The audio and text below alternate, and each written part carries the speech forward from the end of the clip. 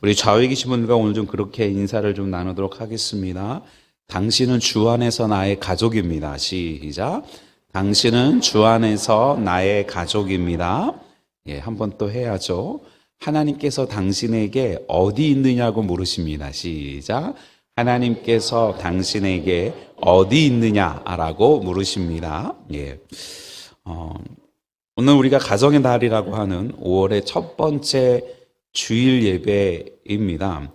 가정의 주일이라고 할 수 드려지는 이 주일에 우리는 하나님께서 엘리야에게 하신 말씀을 돌아보면서 또 우리의 삶과 걸음을 점검해 보는 시간이 되기를 원합니다. 엘리야는 구약의 대표적인 선지자입니다. 그래서 변화산에서 예수님과 이야기를 나눈 두 사람 중에 한 사람이 엘리야였음을 우리는 잘 알고 있습니다. 그 엘리야는 당시 하나님을 저버린 이스라엘 백성들을 돌아오게 하기 위해 싸웠고, 우리가 아는 바와 같이 갈멜산에서 불을 내리시는 하나님의 능력을 직접 보여준 위대한 하나님의 선지자였습니다. 수백 명의 바알과 아세라 선지자들과 싸워 이긴 위대한 승리자였다라는 거죠. 하지만 그 승리 직후 뜻밖에도 그는 도망자가 됩니다. 이세벨이라고 하는 당시의 왕후가 그의 생명을 위협하자 그는 두려움에 빠지고 자신의 사명과 갈멜산에서의 승리를 잊고 광야로 도망쳐 결국 호렙산까지 이르게 됩니다. 그래서 엘리야는 동굴 속에 두려워 떨며 숨어 있습니다. 그때 하나님께서 그에게 조용히 물으시는 거죠. 엘리야야, 내가 어찌하여 여기 있느냐라고 말입니다. 그 질문은 당시 엘리야가 어디 있는지를 물어보시는 것이 아니면 우리는 알 수 있는 거죠. 그 질문은 엘리야의 존재의 질문이고 사명에 대한 질문이고 마음의 상태에 대한 질문이셨던 겁니다. 오늘 우리는 그 질문을 우리에게도 물으시는 하나님의 음성으로 받기를 원합니다. 네가 지금 이 자리에 있는 이유는 무엇이냐? 왜 낙심하고 주저앉아 있느냐? 내가 너를 부르는 사명은 어디에 있느냐? 너는 지금 진짜 무엇을 위해 살아가고 있느냐라고 말입니다. 본문에 나타난 하나님의 뜻을 고찰하기 위해서 가장 먼저 우리는 첫 번째 엘리야가 그 두려움으로 말미암아 사명을 흐리게 됨, 두려움은 우리의 사명을 흐리게 한다라고 하는 것들을 생각해 볼 필요가 있을 것 같습니다.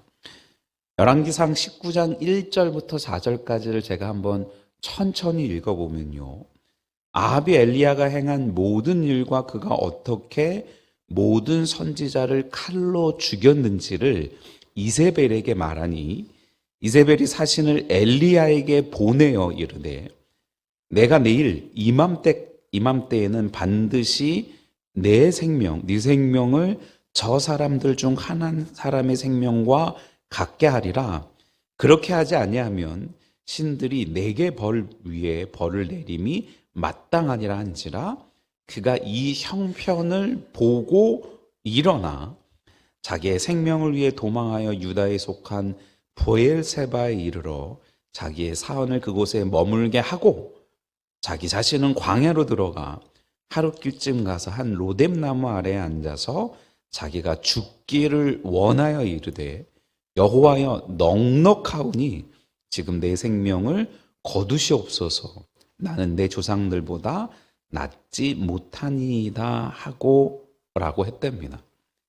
갈멜산에서 저 하늘에 불을 내려서 여호와 하나님만이 진실한 하나님이심을 증명하여서 신앙의 승리를 이루었던 엘리야가 왜 그렇게 되었는지를 알려주는 말씀입니다. 그가 행한 일을 아합이 이세벨에게 말했고 이세벨이 사람을 보내서 엘리야를 잡아서 죽이겠다라고 결심한 소식을 듣고 죽음의 공포에 사로잡혀 버린 겁니다. 심지어 하나님께 자신을 죽여달라고까지 하는 엘리야의 모습인 겁니다. 무엇이 그를 그렇게 만들었을까요? 그것은 영적인 전투의 승리 후에 찾아오는 정신적, 육신적, 영적 탈진 때문이었던 것 같습니다. 그 영적 전투에 승리를 하기 위해 온 힘을 쏟았던 이후에 맞이하게 된 탈진이 그로 하여금 그 소식만 듣고도 끔찍한 공포에 사로잡혀 버리게 만 것 같습니다. 다른 측면으로는 영적 승리 이후에 오는 현실의 무게입니다. 하나님의 영광을 위해 헌신하고 싸워서 승리한 이후에 자신을 죽이려는 이세벨의 현실적 위협이 크게 다가왔기 때문입니다. 또 나중에 하나님과 논쟁하는 장면을 보면 열왕기상 19장 10절에 그가 대답하되 내가 만군의 하나님 여호와의 열심히 유별하오니 이는 이스라엘 자손이 주의 언약을 버리고 주의 제단을 헐며 칼로 주의 선지자들을 죽였음이오며 오직 나만 남았거늘 그들이 내 생명을 찾아 빼앗으려 하나이다 라고 한 나만 남았다 라고 하는 외로움은 솔직히 오늘날 우리의 모습이 저 엘리야의 모습 아닐까요? 주일 설교를 준비하면서 한 영혼에 대한 귀한 마음을 품고 복음을 전파하기 위해서 또 하나님 나라의 확장을 위해서 특세를 하고 전도를 하고 수련회를 하고 수양회를 하고 선교도 다녀오고 예배에 참석해 우리의 믿음과 신앙을 뜨겁게 달구지만 승리 이후에 찾아오는 육신적, 정신적, 영적 탈진과 다시 맞이하게 되는 세상의 현실 속에서 감당해야 하는 무게, 누구 하나 내 마음을 이해해 주지 않는 것 같은 외로움이 우리를 힘들게 하지 않습니까? 우리 사역자들이, 우리의 아버지들이, 우리의 어머니들이, 우리의 부모님들이, 우리의 아이들이 저 엘리야와 같은 탈진과 현실의 무게와 외로움 때문에 왜 예배를 드리는지, 왜 복음을 전하는지, 왜 돈을 버는지, 왜 밥을 하는지, 왜 공부하는지, 왜 이토록 치열하게 살아가고 있는지 잊어버리고 있는 것은 아닐까요? 우리 눈에 보이는, 우리 귀에 들리는 것으로 인해 두려움에 빠지지 않도록 언제나 늘 주님의 손을 붙잡고 주님과 동행해 나아가는 우리 모두가 되기를 또 주님의 이름으로 축원을 드립니다. 축원드립니다. 한번 좌우에 계신 분들과 그렇게 권면해 볼까요? 두려워도 우리 주님이 함께 계시니 괜찮을 거예요. 시작. 두려워도 우리 주님이 함께 계시니 괜찮을 거예요. 예. 두 번째는 그에게 말씀하시는 하나님의 세미한 음성에 대한 부분들입니다. 11, 12절에 보니 여호와께서 이르시되 너는 나가서 여호와 앞에서 산에 서라 하시더니 여호와께서 지나가시는데 여호와 앞에 크고 강한 바람이 산을 가르고 바위를 부수나 바람 가운데 여호와께서 계시지 아니하며 바람 후에 지진이 있으나 지진 가운데서도 여호와께서 계시지 아니하며 또 지진 후에 불이 있으나 불 가운데서도 여호와께서 계시지 아니하더니 불 후에 세미한 소리가 있는지라라고요. 하나님께서 그런 두려움에 빠져 있는 엘리야의 등짝을 철썩 치면서 뭐 하고 있는 거야? 라고 하지 않으시고 그에게 먹을 것을 공급해 주시고 그 음식이 계속 공급되었는지 그 음식이 소위 슈퍼푸드였는지 확실치 않지만 그가 그 음식을 먹고 힘을 얻어서 40주 40야를 걸어서 호렙산에 이르게 하십니다. 그리고 그에게 여호와 앞에서 산에 서라라고 말씀하십니다. 그 하나님께서 지나가시는데 산을 가르고 바위를 부수는 바람 가운데서도 계시지 않고 지진 가운데서도 계시지 않으시고 불 가운데서도 계시지 않으셨다고 합니다. 그 옛날 모세와 이스라엘 백성들에게 임재하셨을 때 보이셨던 방법, 많은 사람들이 다 기대하는 우리의 두 눈을 휘둥그레하게 만들고 입이 쩍 벌어지게 하는 홍해를 가르는 것을 기대하는 우리이지만 그 속에 하나님께서 계시지 않으셨다라는 겁니다. 우리가 바라는 예수님의 모습 속에서 보리떡 몇 개와 물고기 몇 마리로 수천 명씩 먹이시는 기적이 매일같이 일어나고 급하면 무리를 막 뛰어다니고 병으로 인해 고통받고 있는 이들을 위해 기도만 하면 막 벌떡벌떡 일어나길 바라는 방법으로만 역사하시지 않으신다는 겁니다. 네, 맞습니다. 하나님은 하늘에서 불을 내리시기도 하시고 온 세상을 물로 덮어버리시기도 하시고 홍해를 가르기도 하시고 우리가 상상할 수 있는 그 어떤 일도 하실 수 있는 분이십니다.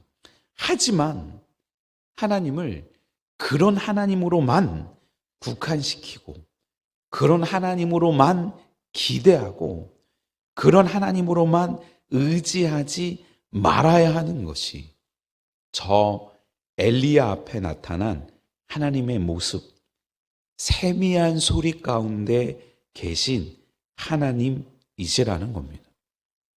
저 갈멜산에서 바알 선지자들과 아세라 선지자들과 영적 전투에서 하늘에서 불을 허락하신 하나님의 능력을 경험한 엘리야가 이세벨이 자신을 죽이려 한다는 소식을 듣고 낙심하게 되었을 때 더 크고 더 놀랍고 더 세상을 뒤집을 크신 하나님의 능력을 통해서 그에게 말씀하신 것이 아니라 세미한 음성을 통해 말씀하셨다는 겁니다.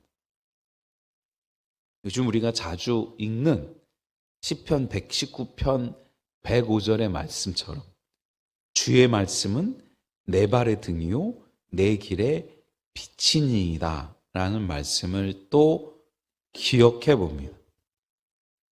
우리는 우리가 원하는 방법대로 하나님께서 언제 어느 때 어떻게 하실지 우리에게 다 알게 하시거나 우리가 기대하는 대로 움직이시는 분이 아니라 우리가 나아가야 할 삶의 이유와 목적, 예수 그리스도를 닮아가는 삶 속에서 하나님을 찬양하고 천국을 소망하며 살아가는 그 삶 속에서 우리 발이 헛디지 않도록 한 발 앞에 등불을 비춰주시고 우리가 가는 길을 인도해 주시는 빛인 말씀을 붙잡아야 함을 깨닫게 되는 것입니다. 우리는 세상은 좀 더 크고 자극적이고 화려한 메시지를 원하지만 하나님은 조용히 우리의 중심에 말씀에 주신다라는 겁니다. 우리의 사랑하는 가족을 위해, 우리의 아이들을 위해, 우리의 배우자들을 위해, 우리의 부모님들을 위해 어쩌면 우리는 좀 더 화려하고 대단하고 풍족하고 깜짝 놀랄 것을 주기 위해 노력하고 있지는 않은지, 그들이 진짜로 원하고 바라는 것은 그 마음의 세미한 음성을 나누고픈 것은 아닌지 돌아보는 우리가 되기를 원합니다. 고 목사님과 교제하면서 마음에 깊이 남는 이야기 하나가 있습니다.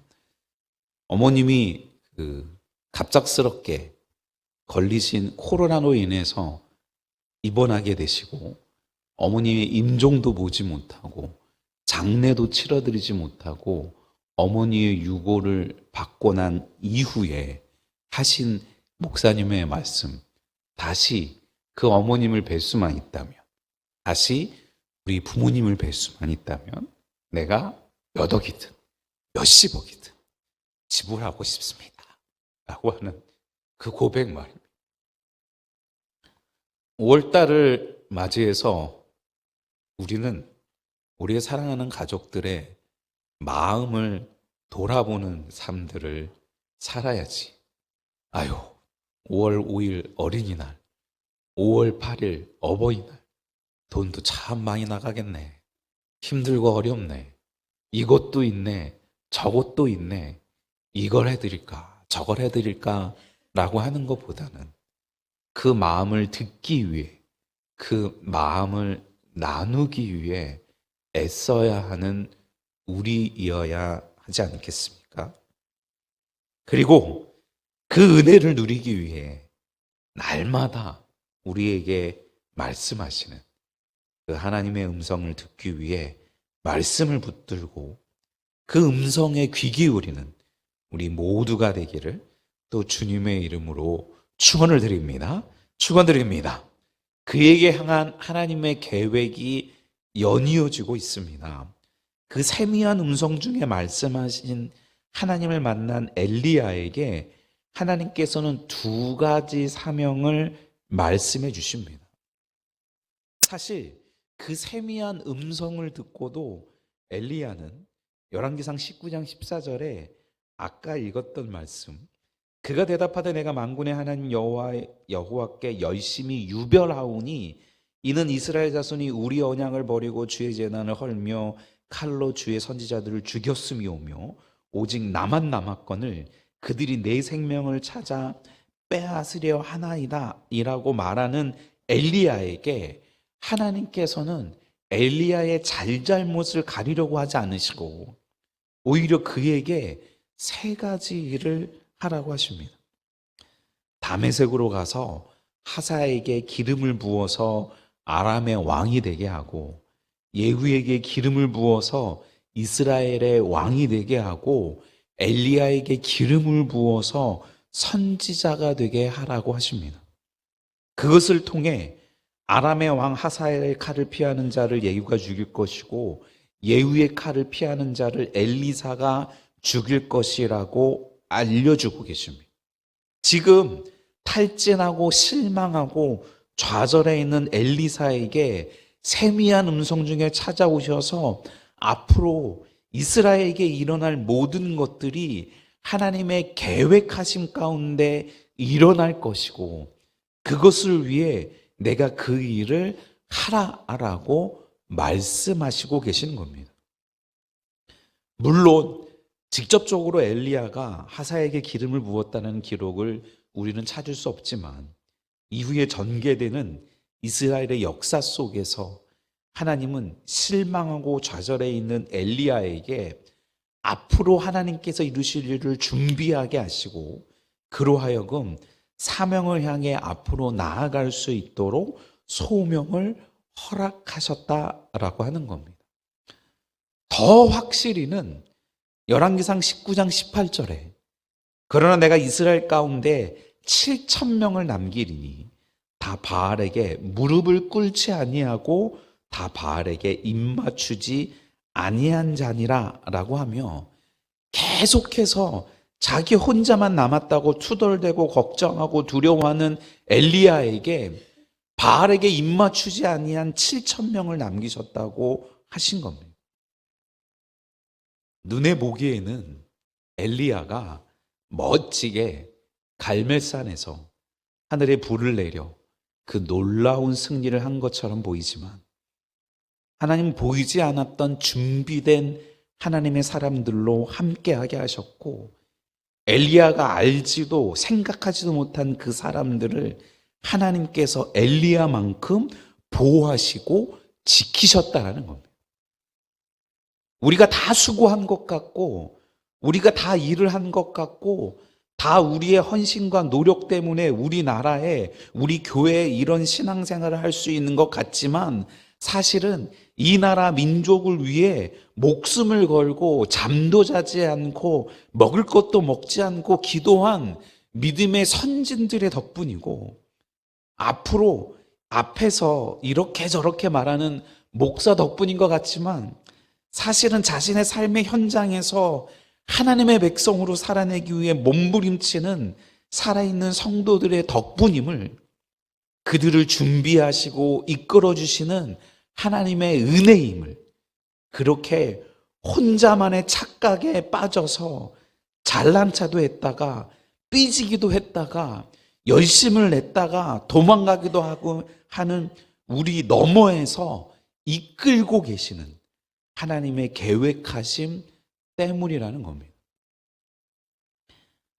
사랑하는 가족들을 위해 삶의 현장에서 몸부림치는 우리의 부모님들, 아버지들, 그 가정을 화목하게 하기 위해 가정에서, 직장에서, 교회에서 열심으로 뛰고 있는 어머니들, 한 치 앞도 가늠할 수 없을 것 같은 미래를 향해 한 걸음 한 걸음 걸어가고 있는 우리의 아이들도 하나님의 크신 계획하심 가운데 허락하신 하나님의 은혜임을 잊지 않는 우리 모두가 되기를 주님의 이름으로 축원을 드립니다. 축원드립니다.